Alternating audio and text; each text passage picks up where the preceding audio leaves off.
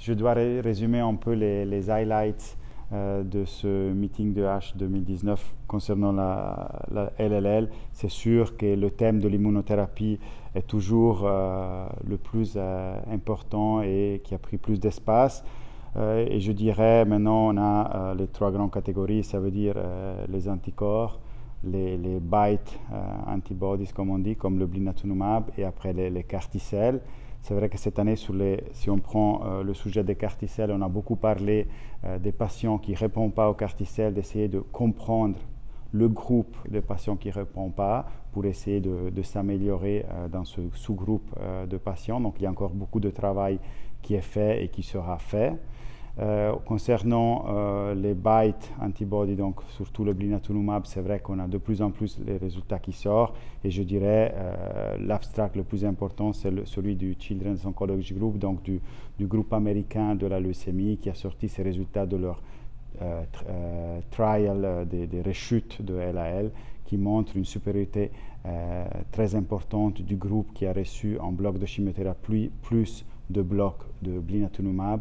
qui était comparé au standard, donc 3 blocs de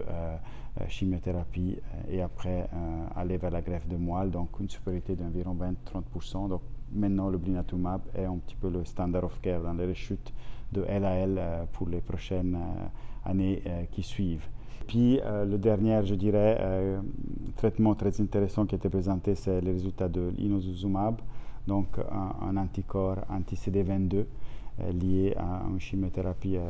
cytotoxique qui a montré aussi des résultats très intéressants dans les rechutes de LAL. Et tout ça, si on le prend ensemble, va nous amener à un futur qui va en fait prévoir d'utiliser ces médicaments-là d'immunothérapie dans les premières lignes de traitement de LAL. Donc soit les protocoles américains chez les enfants atteints de leucémie que les Européens vont commencer à randomiser cette immunothérapie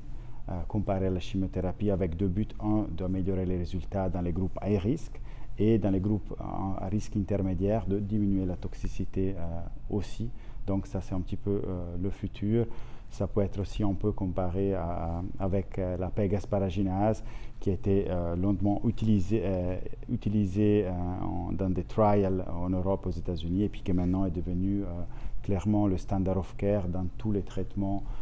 de leucémie en première ligne. L'asparaginase, qui c'est un peu le premier traitement intelligent qui touche surtout les cellules de la leucémie en épargnant les cellules saines du sang.